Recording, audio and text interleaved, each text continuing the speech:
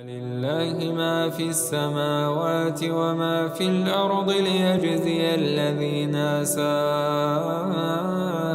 بما عملوا ويجزي الذين أحسنوا بالحسنى. والنجم إذا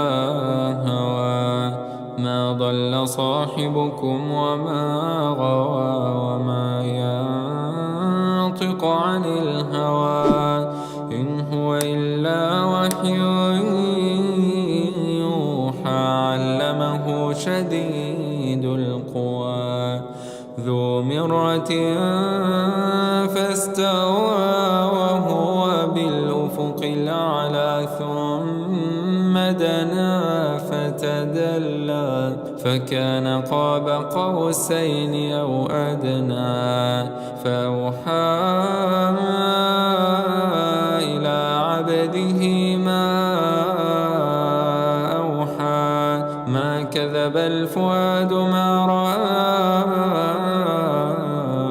أفتمارونه على ما يرى ولقد رآه نزلة أخرى عند سدرة المنتهى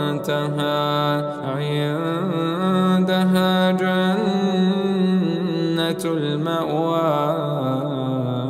إذ يغشى السدرة ما يغشى ما زاغ البصر وما طغى لقد رأى من آيات ربه الكبرى أفرأيتم اللات والعزى ومناة الثالثة الأخرى ألكم الذكر وله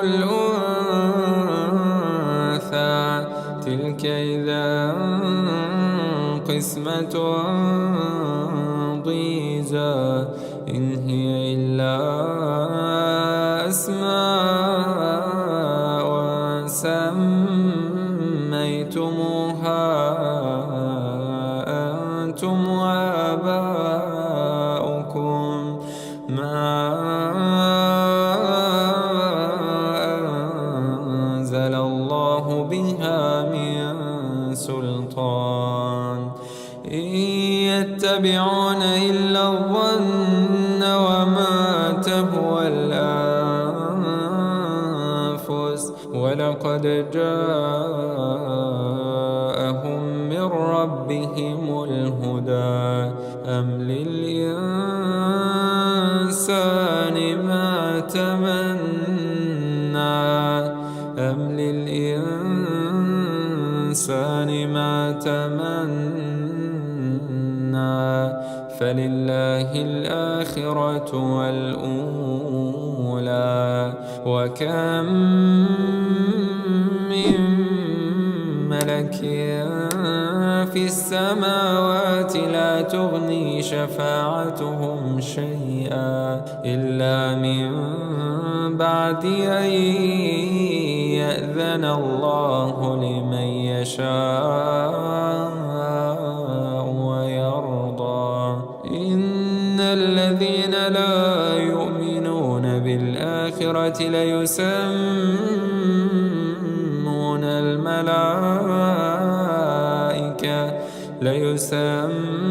الملائكة تسمية الأنثى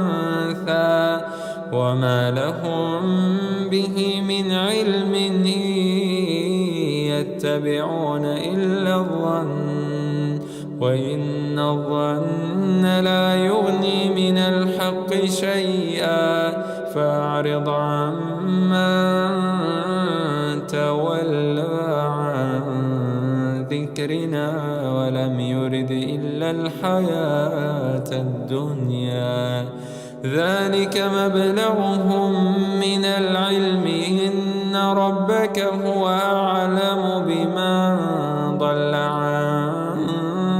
سبيله وهو أعلم بمن اهتدى ولله ما في السماوات وما في الأرض ليجزي الذين أساءوا بما عملوا ويجزي الذين أحسنوا أحسنوا بالحسنى الذين يجتنبون كبائر الإثم والفواحش إلا اللمم إن ربك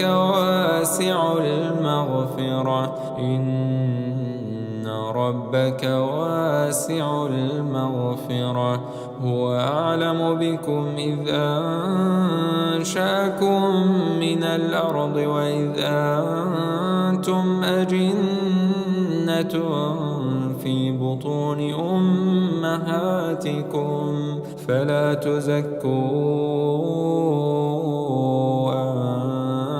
أنفسكم هو أعلم بمن اتقى أفرأيت الذي تولى وأعطى قليلا وأكدى أعنده علم الغيب فهو يرى أم لم ينبأ بما في صحف موسى وإبراهيم الذي وفى ألا تزر وازرة وزر أخرى وأن ليس للإنسان إلا ما سعى وأن سعيه سوف يرى ثم يجزاه الجزاء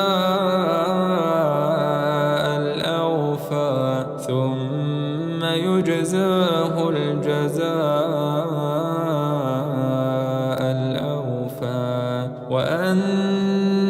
إلى ربك المنتهى وأنه هو أضحك وأبكى وأنه هو أمات وأحيا وأنه خلق الزوجين الذكر والأنثى من نطفة إذا تمنى وأن عليه النشأة الأخرى وأنه هو أغنى وأقنى وأنه هو رب الشعرى وأنه أهلك عادا الأولى وثمود فما أبقى وقوم نوح من